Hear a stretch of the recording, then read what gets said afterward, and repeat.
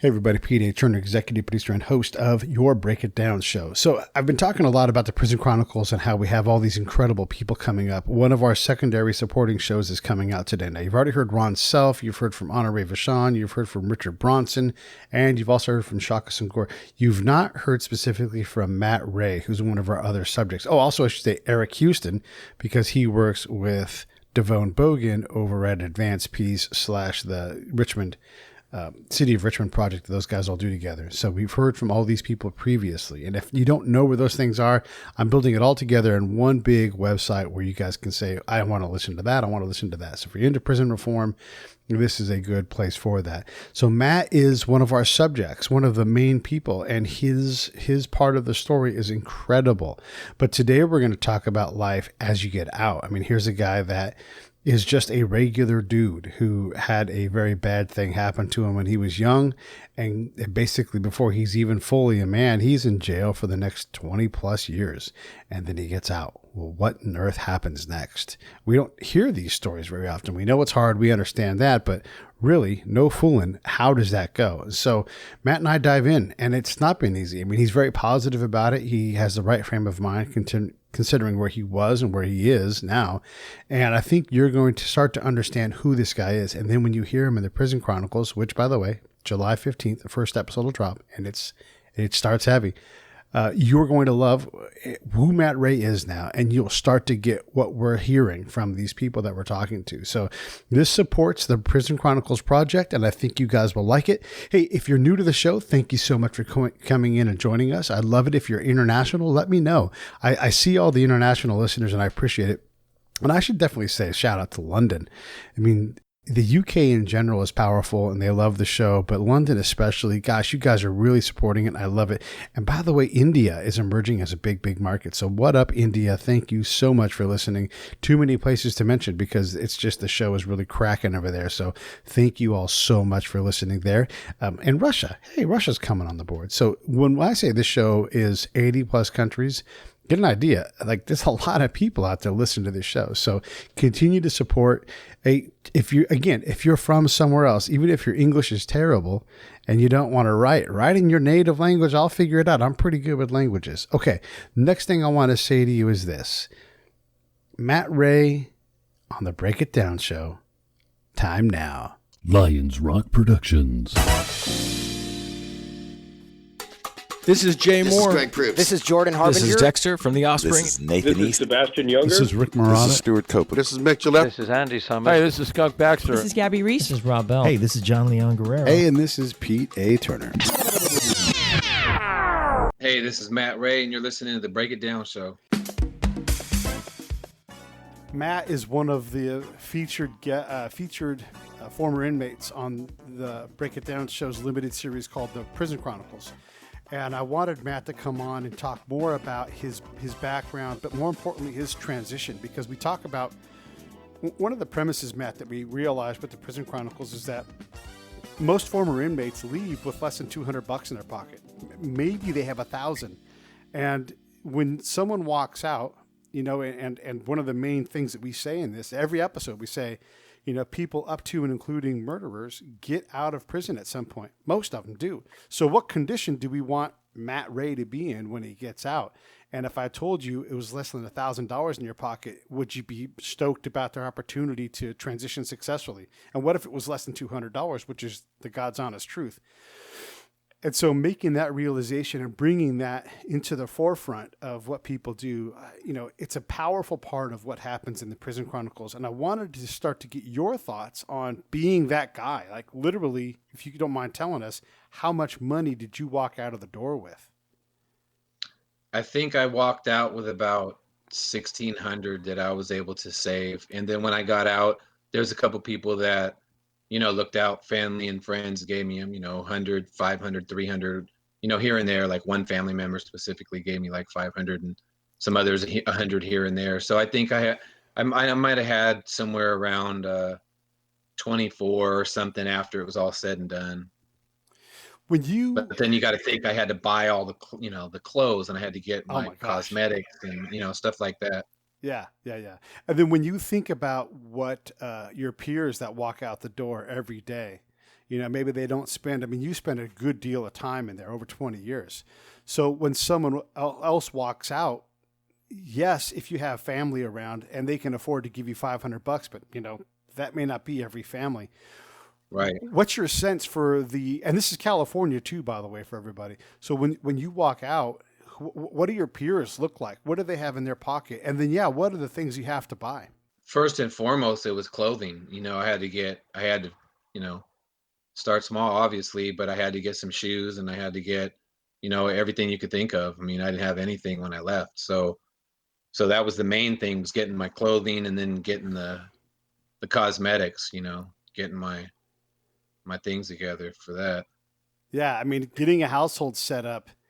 I mean, you're talking, like you said, the toiletry items, a toothbrush, toothpaste, soap, shampoo, a rag, all of these things. And it just seems the basics. Yeah. Yeah.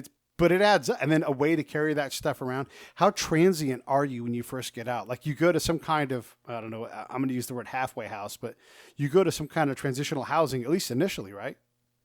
Yeah. I went into transitional housing in San Francisco. That was mandated that I went there for at least 6 months. So I started out in the Tenderloin at a 111 Geo, at 111 Taylor. It was at a place called Geo. So that's a transitional housing spot. And is San Francisco picked for you, or do you pick that with them? That was one of the places that I had wrote to try to get approval. So they were one of about 5 places that I attempted to go, Mm-hmm. and they got back to me soon enough with enough information, said that they'd probably have a bed ready, and then so once you're found suitable, the governor doesn't take the date, that whole thing, you got to go through that process. Then when you're approved, then it goes back to them and they say, yeah, we have a bed. So that's where I ended up. From the moment you go to the parole board until you get out, they don't take the suit off you and send you on your way right then. How long is that administrative lag between you have that meeting, you have hope, they give you some kind of answer? I'm assuming there's a lag there from the meeting to the answer, and then you get released. What do those timelines look like, just in general? Because I know they probably vary for different people. Yeah, it depends on how fast they review it, but typically it'll go the whole 5 months. So you sit down in front of the parole board, and then 5 months later, you get a yes, no. Well, sometimes you can get an answer before that, but if it goes all the way to the very end, then that's about as long as it takes, 120 days. Then the governor has 30 days to review it. If he declines, then you're good to go. And then it's just a matter of 10 days. Within 10 days, you'd be out probably. And is it always 10 days, or can it be done faster than that? It could be done faster. It just depends on, your bed. And sometimes they have to kind of juggle that stuff around. They have to connect back with the transitional housing where you're going to be going, and then they'll say, yes, we do have a bed here, and then that'll be the place that you'll actually parole. Okay. Do you have any idea over those 120 days to 5 months on how you did? I mean, do you have a sense for I think I'm going to get it this time? I mean, obviously you're always hopeful, but do you ever have any idea? At that point, you're actually told in the boardroom that you're found suitable. So you know that you were found suitable. You just don't know what's the governor going to do. What's his decision? Mm-hmm. If you have a lot of opposition from the family members, which I did, which I understand, at that point, then there's more being weighed in. Those factors get greater. And then so it's just a matter of, do they feel like you're you're suitable or not? And then once the governor reviews that and says, no, I'm not going to take it, then at that point, then that waiting period for the bed is, you'll hear from the governor. You'll get a response, usually your attorney, whoever it might be. They'll say, oh, they declined to pull the date or whatever, to decline to review, and then so you're good to go. And so then it's just a matter of about 10 days. It's the one time in your life when getting declined is good for you. Right. Okay, so you wait for however many months to go through the whole board process. You wait the month or the 10 days for the governor to say yes, no. And then they decide to release you, and you're calling everybody. You've already worked on getting a place to transition. And you're getting a hold of your family members. Hey, I'm coming out. You're gathering all of your resources, and then you walk out the door. I mean, you're done, right? You're on parole now, and it's like the biggest moment of your life, at least in your case, for the last 25 years. What is the very next thing you do when you walk out? I mean, aside from the family members that came to pick me up, greeting them, my dad, my nephews, my sister came to pick me up. It's kind of a bittersweet, actually. The feeling's kind of bittersweet because they're happy for you and you're happy that you gained your freedom and got another chance. But then you're also faced with, you know, the emotions of, the impact that you've had on this family. So that being the case, it wasn't really joyous. It was just kind of somber, honestly. Even when they said I was found suitable, it was just kind of one of them things where you're just kind of numb. It's just, how do you celebrate? I Yeah. mean, you've done everything you're supposed to do. I wish I would have did it prior to the crime and the incarceration, but you got to move forward, and it's not easy. Even today, it's not easy. Yeah. Yeah. And for the audience that hasn't listened to the Prison Chronicles and to understand your story, let's just really quickly cover this. How many years did you do? 24, 24 about years, 24 in a month. Yeah, 24 in a month. And it was for murder too. Is that correct? yeah, it was second degree murder. Yeah, And then what was the other charge for the other? Because you shot two people, right?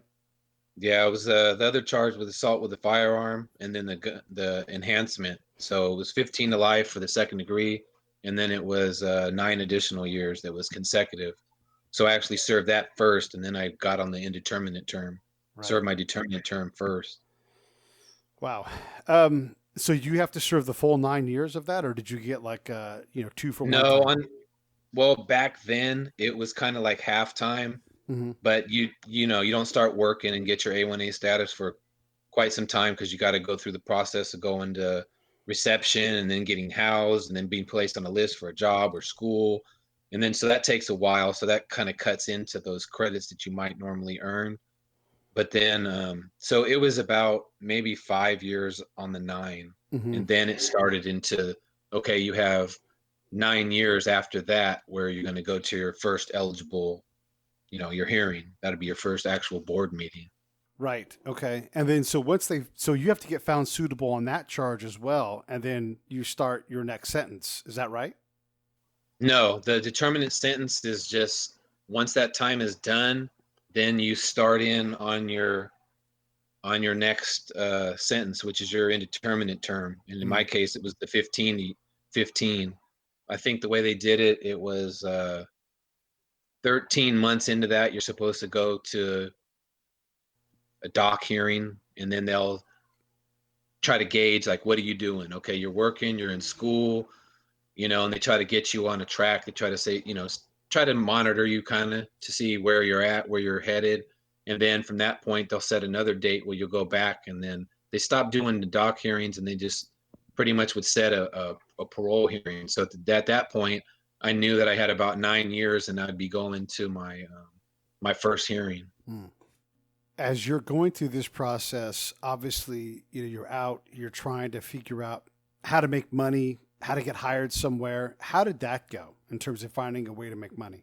Well, as far as a job, in there you have options. You can go PIA, which is Prison Industry Authority, and maybe earn up to $1 an hour. I never got into PIA. I chose to go to school, so I involved myself in a lot of trades, and then because of lockdowns and because of your points dropping, your programming, you might go to another yard, you might go to level two, however it might be. You get transferred for various reasons.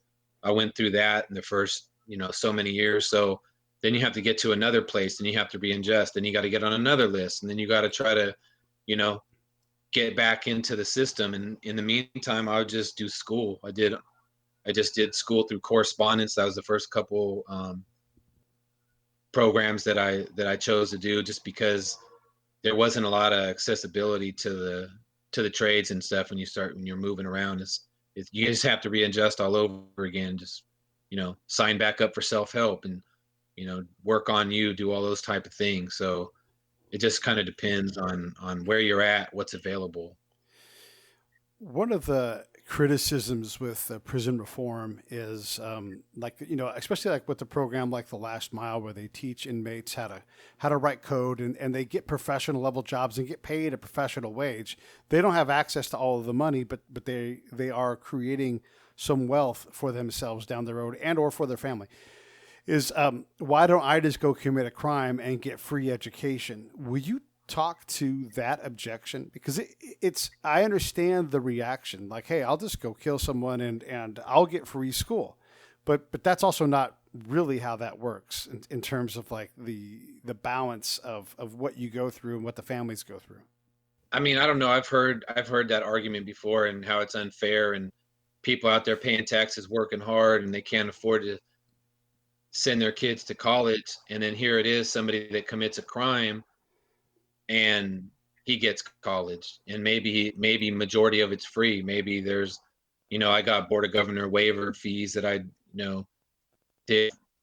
I've had books that I've traded with other people, and so we kind of take different classes. That way we didn't have to buy the books over. So you have to get creative, because it does get expensive, especially when you don't have an income other than, you'll have your family that can send you in some money to your account, but at the same time they have restitution fees, and I had that as well. So they'll, at one point it was 22%, and then it went to as high as 55%.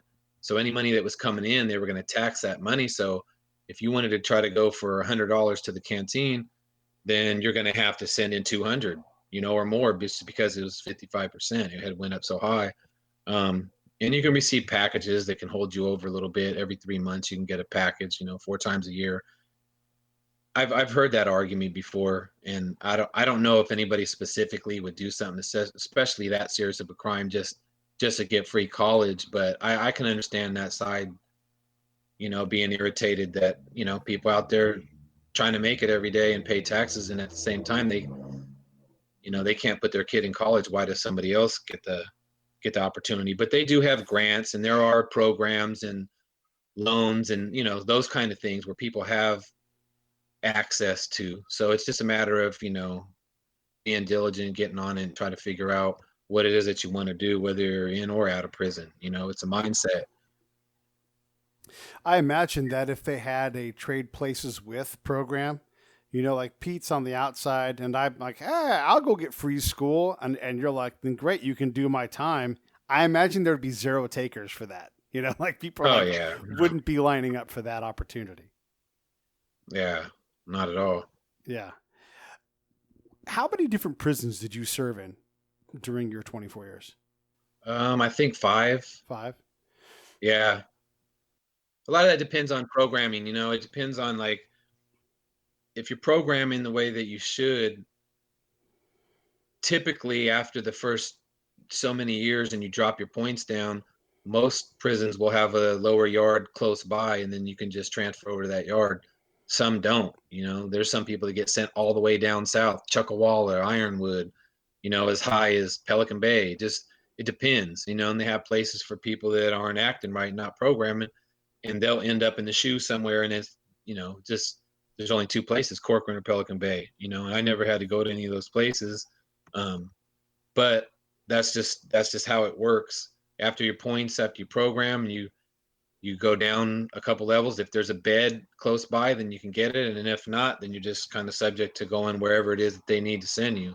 Which in my case, I went as far as Avenal, so I was, central, Mm-hmm.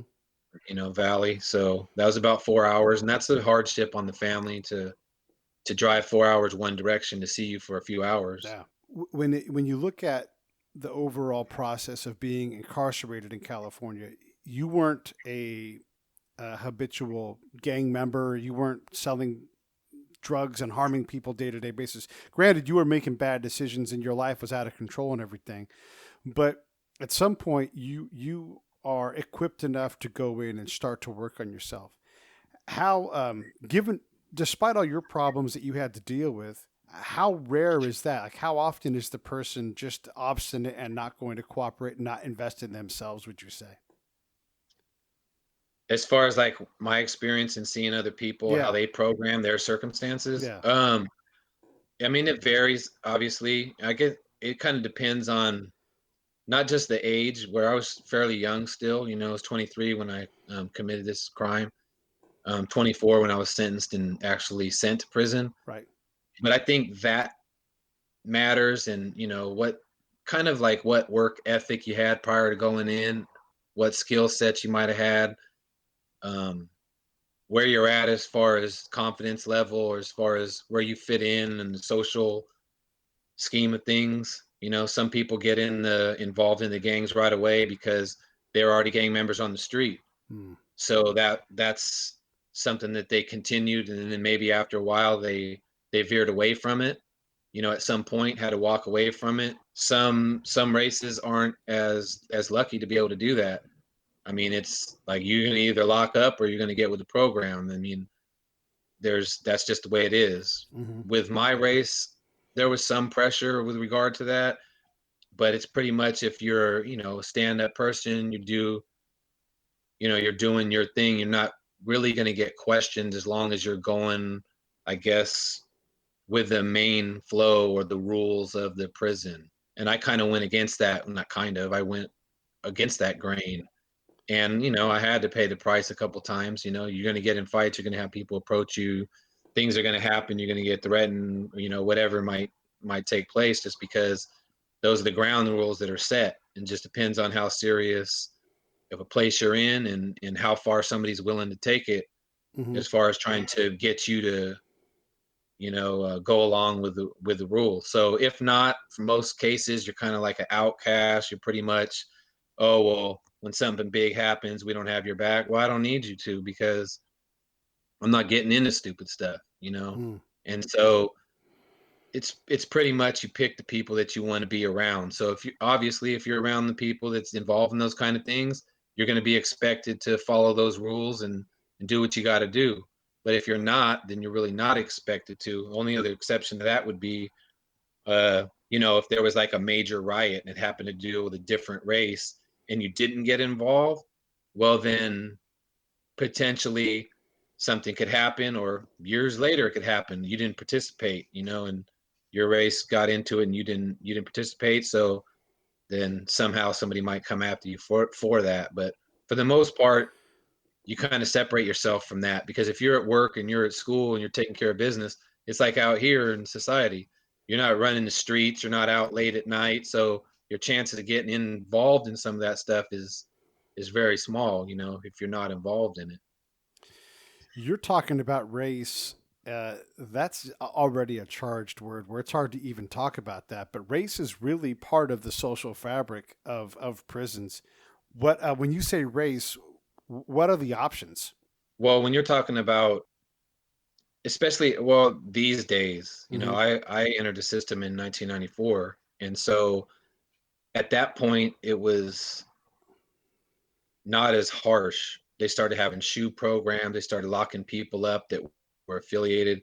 That was where a lot of the violence was on the main lines, to where they were able to, meaning CDC was able to cut down on the violence and control, because the shot callers, they were locking them up. Even though they still get word back, it was a lot harder than them just being on the yard and calling all the shots. So it's something that wasn't as prevalent as back in the 70s or 80s, Mm-hmm. where you might be forced to do things. You might have to hold weapons, you might have to transport something, or those kind of things. I wasn't involved in that because I wasn't in that era.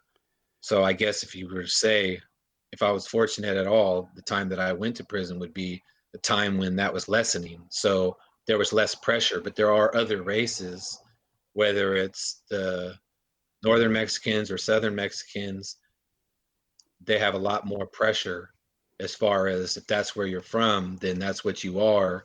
And if not, then you'll get dealt with. So they had a lot more pressure. So those kind of people that weren't involved have a higher rate of locking up, because if they're not, going with the program, then there's going to be a problem. So Uh, if you're a northern Mexican and you're just trying to do your time and stay out of all that, the northern Mexicans deal with you then, I'm assuming? well, it all depends on what you were into when you're on the street. You know, Mhm. some people say, "Hey, well, I'm from Northern California, but I'm not gangbanging. I'm not a Northern Mexican." Right. You know, that's something they would have to work out and decide. You know, I don't really want to get into their politics or that kind of thing, but Yeah. as far as as far as that goes, just in general, when you talk about race, there's other races that have it harder, and those would be the two categories. Everyone knows they have it harder than anybody else as far as whether you're affiliated or not, and there's Mhm. different levels of that, so And is there an Asian wing to this racial thing? Like, and then if so, does that divide into Southern or Northern or Eastern or whatever? well, I think anywhere from anywhere geographically, Hmm. if you're in LA, obviously Southern Mexican. If you're up north, I don't know exactly where the divide is as far as that goes. Like, Soledad or higher, is it central? I don't know exactly where the Right. line is at, but it's just a matter of, where you're from in terms of in terms of that. I want to real quick cover a little more of the racial thing, and then I want to move on. Did I did I understand that like a given racial set will have rules on like the way you self develop? Like, are there certain races that don't want to invest time in education because they're worried about some other aspect of their, we'll call it, development inside? Is that what you said? Well, I mean, if you're around a bunch of people that aren't so-called bettering themselves, or Hmm. they're involved in more of the politics, and it's already something that's been designed since way before all of us, entered the system. It's like a society within a society that, it's a subset where they're having that's the culture. That's what it is. Hmm. So if you go against that, that would be like somebody out here going against the laws in society. Hmm. So it's something that's already been put in place. And there's probably a whole bunch of people that don't want to be involved, but they just feel like they have no choice. It's like, hey, I gotta go along to get along. Otherwise, what's going to happen to me? I got a lot of time. I don't want problems. So I'm not saying that they're soft or they're weak. They're not, but it's the path of least resistance in a lot of ways. So that type of person just goes with the flow. And some people with that program, though, that's all they know. Maybe they're generational, second, third generation. That's how they're doing it. Hmm. And so it's nothing new.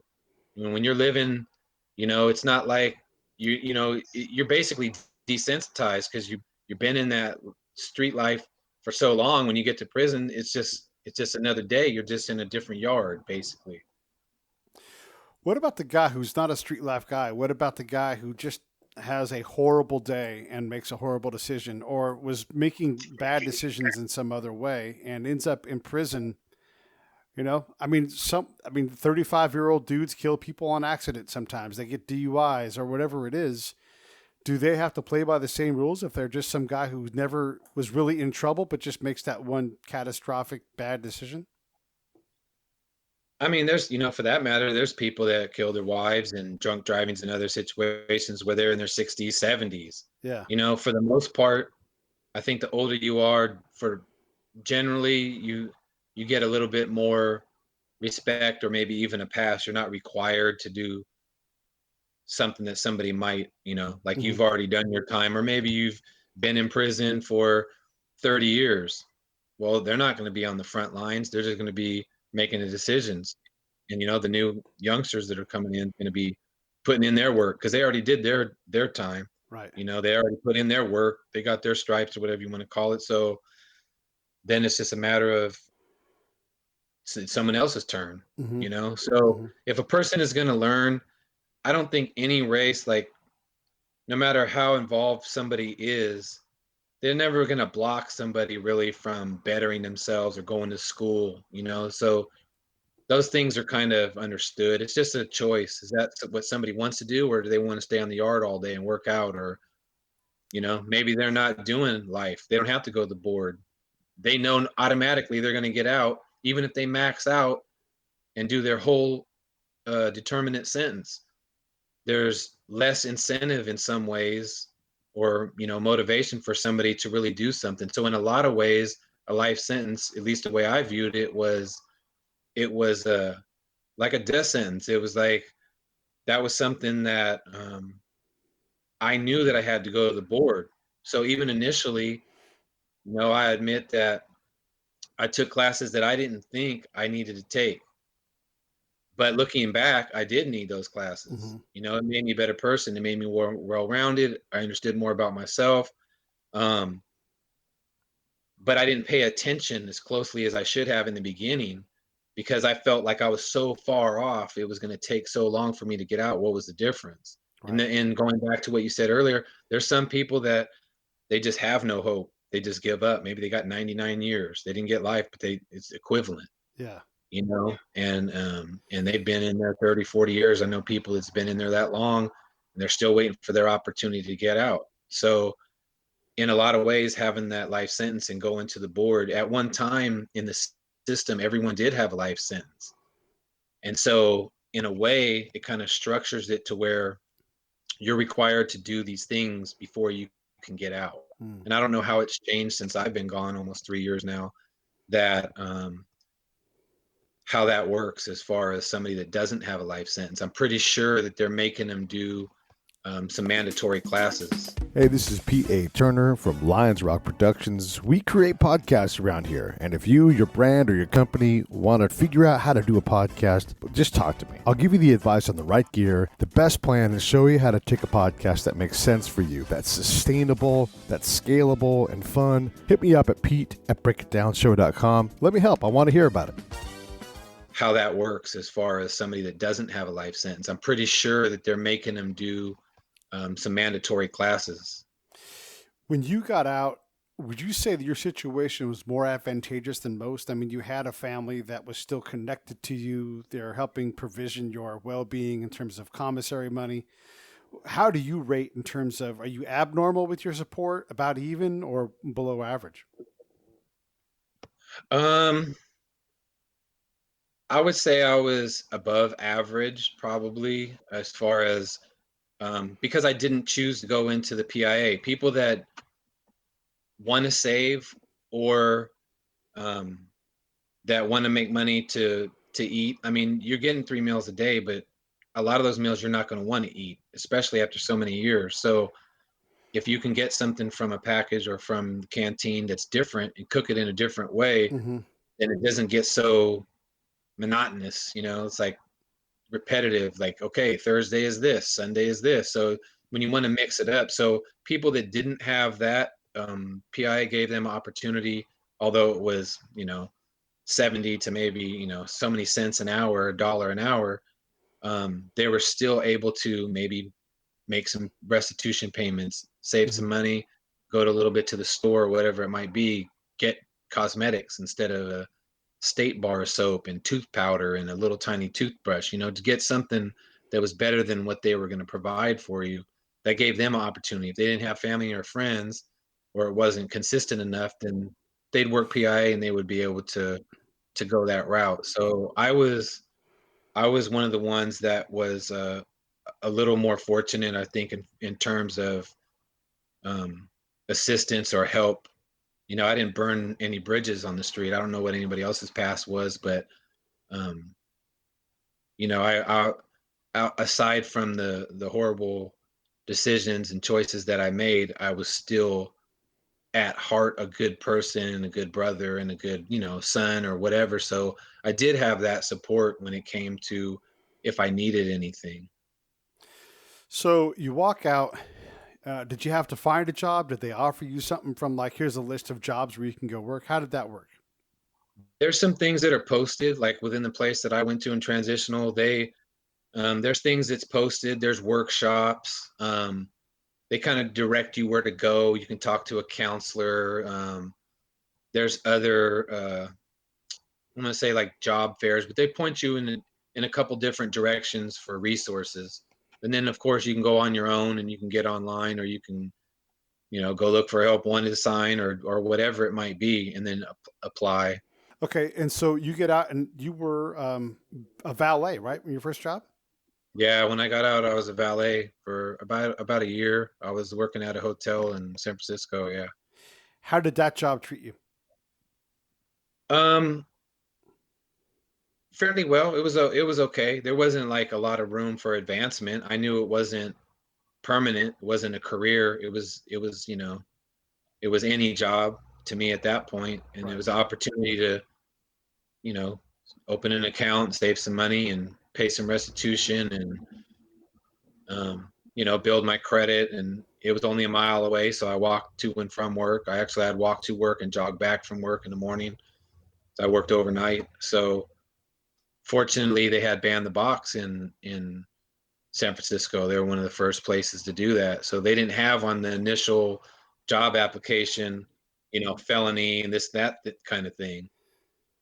So So a lot of applications they had that. So if you have to disclose that, then that's a big red flag. And then you got to also answer to, what's going on? Like, where's this job gap of 24 years? right. How do you answer that? So you're caught between wanting to get that job, needing that job, but then at the same time conflicted, wanting to be honest, but then also needing that. So what do you do? How do you balance that out?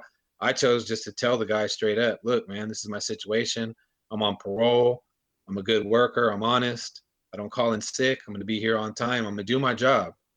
And he was a good guy. He gave me a chance. He was a manager, and he gave me a chance. So I was fortunate. There's some people that disclose that and get the door slammed right away. So it just depends on what county you're in too. How long you were incarcerated for makes a difference, because a lot of these background checks, they'll go 7 to 10 years, unless it's federal. If it's mail, if it's something else where they're going to do Homeland Security background check, they're going to go all the way back to your juvenile record. Right. But for me, most people that have served more than 10 years, if they don't disclose that, then it's not going to come up. It's not a deep enough background check. Mm-hmm. Mm-hmm. It depends on the type of job. If it's a fingerprint, then it's coming back. There's no getting around that. And what were the challenges, though? I mean, I understand that you're grateful for the opportunity and everything else, but how well are you treated? Were you treated evenly or fairly? How was it getting? I mean, you hadn't had a job like a job outside in 24 years. How was Mhm. all of that? What were the hard things? As far as that job goes, I was treated fairly, no differently. I was open with them from the beginning. Um, so as far as that job went, um, I didn't have any problems. Okay, that's good. Yeah. And then how long did you stay there? You said about a year. Yeah, I stayed there a year. Mm-hmm. What was next? After that, I got a job. I ended up going to another transitional, Mm-hmm. which was at Treasure Island. So that's a place where I had to pay rent, but it was a small amount. Mm-hmm. So I was able to stay there and save money and continue to pay on my restitution. And I started driving for Uber. They didn't go that far back, I guess, in my Wow. background. I got a car, and then so I started really grinding it out for Uber. And back then, you used to be able to make pretty decent money. If you were hustling, you're driving 8, 10 hours a day, you could make some pretty good money. Um, so I was doing that, and then the bonuses, they just got too low. They weren't paying enough, and so a friend of mine that was at a nonprofit in Alameda County reached out to me and said, "Hey, there's a youth group over here. We want you to be a coordinator. You got a background with doing that group pop in Solano, prisoner outreach program where we dealt with at-risk youth." And so he said, "Come talk to these people, check it out." And I went over there. They liked me, and I actually started part time, and then I ended up going to full time. And they were actually taken over by another entity, another church, and that's when it kind of went bad from there. Do you want to talk about the entity, the church entity going bad, or do you want to skip that? I don't know. I think it's important just maybe to get the message out to people, as far as I was completely upfront, once again, not only with the youth, but their parents. the actual funder on the grant for my position spoke to her, and she even told me her past, and so um, it was a good thing. But then when this church came over, as another church, and when they came into the picture, they fired some people, and then they offered three of us some positions. So I ended up initially declining a job offer because they didn't want to pay me full time, and so the next day they came back and talked with me, and I said that if it was 40 hours a week, I would accept it. Well, in the meantime, a background check was done. Well, because there's a daycare on their grounds, although my crime is violence, it has nothing to do with children, women, elderly, nothing like that. Mm-hmm. I guess it was some kind of thing that they did because they have a daycare on their property. So when it came back, it was actually the wrong background check. They can do a background check, but it wasn't supposed to be that one. That was more geared towards the statute, had to do with if you were applying for a daycare license or you were going to be working in a daycare. And that wasn't the case with me. But it turned out that it came back. And when they saw that, they called me in and said, "Hey, what is this?" And I said, "Well, that's what I was going to talk to you about before, before you guys went to the Philippines. This is what I was going to talk to you about, why I'm so passionate about this type of work, why it's so important to me." And so I discussed it with three of them, and they decided that it wasn't a good fit. It wasn't a good look. And I said, "Was that PR or is that policy?" And they told me, "Well, it's a little of both. It's not a good look for me with my background to be the leader or the coordinator of this youth group." And so the other part they said was policy, which I found out later, at least nationally, it's not a policy with them. Hmm. But maybe their local policy, it could be. I don't know. I just know it wasn't national. According to a nonprofit that had some attorneys that assisted me um, with the discrimination side of this, was a thing called the Fair Chance Act, where if they discover something like that, they're supposed to, by law, which they weren't following California law, they were supposed to be giving me the opportunity to show rehabilitation, whether that be through the thousands of volunteer hours, whether that be, um, checking with the status that I had with my parole officer, my peers, my family, my employer, all those kind of things, showing like what was I doing, what track have I been on, not one glitch, not one hang up with parole, complying with everything that I was supposed to do. And then they can assess and I guess weigh that and determine, do they want to have somebody in that position or not. But they didn't give me that opportunity, so they did violate that, and that is a discrimination. And so this is it's in litigation, so it's all going to come out at the end. I was also promised a promise of a bonus at the end um, of a contract where I was getting paid salary, Mm-hmm. but at the end of it, I was going to receive so many weeks at my salary and only working a minimal amount of hours, because I was also driving a truck and picking up the food for the food pantry. And so when this came about, they took me out of the youth component of it and said, "Well, we'll put you in here. You'll be the lead attendant." So I was given um, that and the driving position 2 days a week, Mondays and Fridays, for takes about 4 hours. So it was 2 half days. It was equivalent to 8 hours in a week, and I was supposed to get paid this amount of money. Um, and I was promoted to this lead attendant position. Well, almost 3 months goes down the road, and then right in the middle of everything, they just said, "Hey, we're going to go a different direction. We got your time that you work plus your vacation and your sick time." And at the time, I was scheduled for a surgery. Got a hernia at work from lifting all the boxes and stuff. And I never reported that to work comp. I didn't try to get anything like that. I just toughed it out, kept Mm-hmm. going through it. And I actually found out what happened. Told the manager there with the pantry, and just told him, hey, we got to find somebody else to do this position because I can't do it.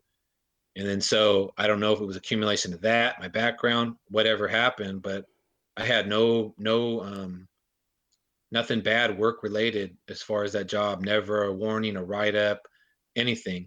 Praise. I have texts and emails talking about how the site that I was on had everything in order, and the site across town didn't. So even from the lead pastor, I saw him one day at a dry cleaning, and he said, you're doing a good job. And so everything was good. And after that last conversation about how everything was intact, 3 days later, they come with the news. Okay. And I was completely shocked, off guard. And, a lot of places are like at will, at least in California, you can quit or they can fire you, but there are exceptions. And I meet every one of those exceptions with regard to getting a promotion, being promised a bonus, the fact that um, it's an implied contract because they were talking about not just that year, but beyond to the next year and how we were going to prepare for that. So I had every means of understanding that, okay, well, this is, it's going to go beyond just what it is. And then, like I say, it just all crumbled. And for whatever, reason, they decided to go another direction. So they say wasn't work related, nothing. They were even telling other people that, you know what, he didn't get fired. He didn't get fired. We just went another direction. So I don't know if they were trying to make What does that themselves look mean? better. Yeah, it was like they were trying to make himself look better in some kind of way because people were wondering where I was at. They were missing me. They were saying, "Hey, where is he?"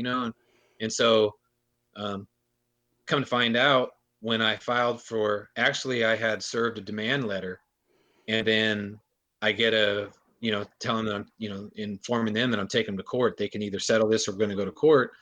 And then all of a sudden, unemployment's calling me and saying, "Hey, they said that this is based on your work performance." And I said, no, I have proof that shows that that's not the case. And I don't know who said that, but that's not true. And so I think they got the demand letter and figured, hey, let's just say that, maybe they need to come up with a reason why, that he's going to court. Now we can say, well, we fired him because of this, but there's too many exceptions to that. And all of them, I fit in that category where you promised me, this is a lead pastor of a church, and it wasn't put in my job description. And I said, if you give me your word, man to man, if you give me your word that this is what's going to happen at the end of April, then I'm okay with that. And he looked me right in the eye across the table and said, you have my word. And I said, that's all I need. And I never in a million years would have thought I would be going to court suing a church of all places. They do a lot of good things, but they didn't in this part right here with me was definitely discriminatory. And whether it was a business decision, I don't know. I understand that you have losses, you need to cut where you can, but you have to keep your word. That was a contract, so you got to give me what you said you're going to give me. I would have never signed that contract at the pay rate that I was going to get without that bonus, because that went up like $3 more an hour. So I would have never even took that position. And then I have this implied, contract, this idea that it's going to go beyond this time. You give me a promotion, so there's just too many factors in this. Like, yeah, you can get rid of me, but at the same time, you're going to have to pay because that's what you owe me. You can't halfway through it say, oh, now we're going another direction. And then I get burned. The attendants were only making $20 an hour. I was the lead attendant. I didn't get paid any more for that. Working overtime or double shifts or working on my days off or doing other good deeds because I cared about the job and the people, that where I was at. So you can't just right in the middle of it do that. And then when you try to say so-called cash me out of my hours, you're cashing me out at $3 less than what you were paying the other people. Right. And you owe me a bonus at the end of April. So that doesn't work. If that's the decision you made, you have to live with it, and you're gonna have to pay me what you owe me. So you tie this or associate this with the fact that you've got a criminal record, and that's why this all fell apart. Was they got uncomfortable with your access despite your performance? I don't know. I can't speculate on why they did that. I can just say that I know personally from what they told me, with regard to not being in the lead coordinator position for the youth group. that was partially what they said was due to background. The other part of it had to do with they said policy, which I found out from some attorneys that it wasn't national. Right. It wasn't a national thing, not with that church. So I'm not sure what in their mind. If it was a business decision, I would have to look at the fact that this is funded. My pay was funded by a grant that was all the way through the end of April. There was also another grant that had to do specifically with driving. So from a financial point of view, they were already covered. Is it because I was receiving benefits and they didn't want to pay for the benefits package? Is it a personality difference? I was given no explanation, and I asked for clarification. And I asked specifically, like, I don't understand. You said another direction. Unless that shelter is closing, because that's what I was running was that winter shelter. If that shelter is closing, then I can understand. But it's good until the end of April. And now because of COVID, they're probably going to extend it a month, at least until May, probably because of what's going on. So whether that happens or not, I don't know. But I can just say that it wasn't performance related, like EDD was told, because I never had any problems, and they had just praised me 3 days before that with everything being so accurate, with all the intake, sign-in sheets, incident reports, everything logged, everything was good. I never got a termination letter, and I guess because of their status as far as church goes, they're not required to give one. It would have been nice if it could have been clarified what exactly was I let go for. Right. And I told them, I said, I don't understand this, and they just said, we're just going to leave it at that. We're going another direction. And I said, okay. And that's Oh what you boy. got for me, and that was it. Those are going to be expensive words for them, though, man. I mean, you know, we have rules on this stuff for a reason. And also, by the way, you can't lie on your EDD forms, whether it's you or them. So if they say that and you come with the paperwork, like all these things go against the church. And I don't want to get bound up on this too much, but I just want to point out that let's just say that it isn't based upon your, you know, your past conviction. They're going to have to prove that now, and that's going to be a problem. Do you feel like this situation for you is unique in terms of how you've been received as an employee? You know, like you've had some success and, you know, you're working hard as you know how to work. Is this something that's common, do you think, for inmates?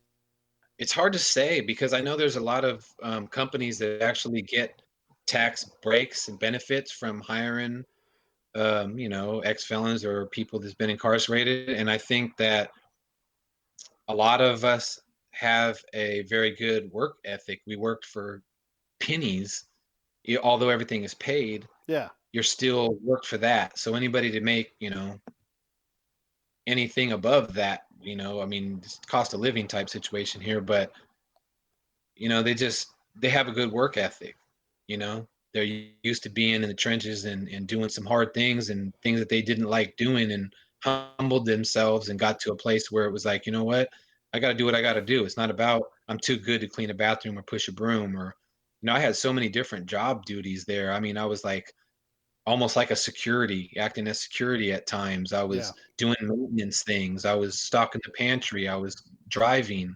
I was doing case management. We had a thing where we were doing for PG&E people that fell short of their bill, and there was a place that was they would contact us, and we would give them up to $300 for going towards their past due balance.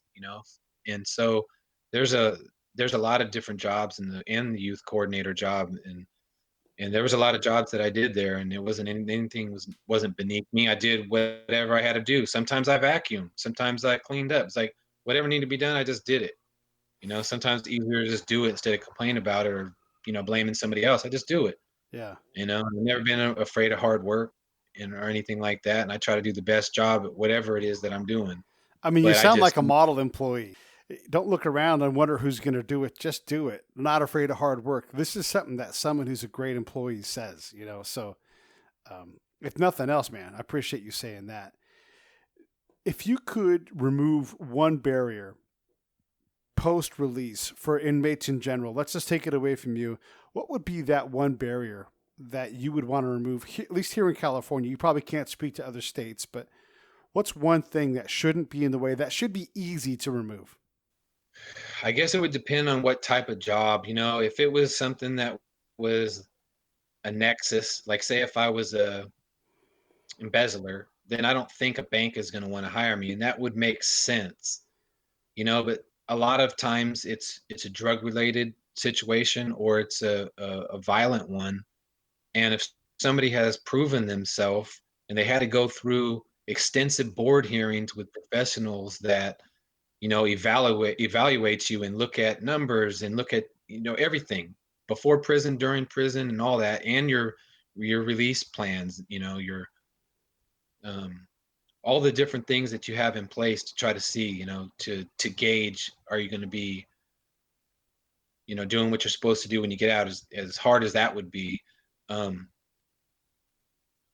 I think that if it's not something that's related to the job, I think that you've served whatever time, and certainly those people aren't going to get back the loved one or their harm or trauma you might have caused somebody else in a different type of violent offense, whether it was just threatening them or brandishing a weapon or whatever to traumatize someone. If it doesn't have anything to do with that, then I don't think that they should be able to use that. Not even just initially with this ban the box thing. I don't think, later on down the road, it's like maybe after a certain amount of years that, I had opportunities that I had second interview with Bart, and it was like 27 an hour and full benefits. And, I went to the second interview in person, and I thought, and then when it came up the background, no. And I thought, man, I wasted this time. I went to Berkeley on, I did a lot. I really thought I was going to get this job, and it just didn't go through. And that was based on background. And so I guess you have to be off of parole to even start that process. So I just think that somebody that's, trying to prove themselves and they're making all the right moves. Now, if their moves aren't consistent with what they're, trying to accomplish, then I guess that would be a reason or a warning sign. But when somebody's doing everything right, if they gave that person a chance and their background wasn't used against them, I think people would be more successful. If you could pick any job that you could do right now, like what would you love that job to be? Like who does Matt want to be the next 10 years? Oh, well, without a doubt, I'm staying on track. I was in that prisoner outreach program at Solano State Prison for almost 5 years and working with at-risk youth.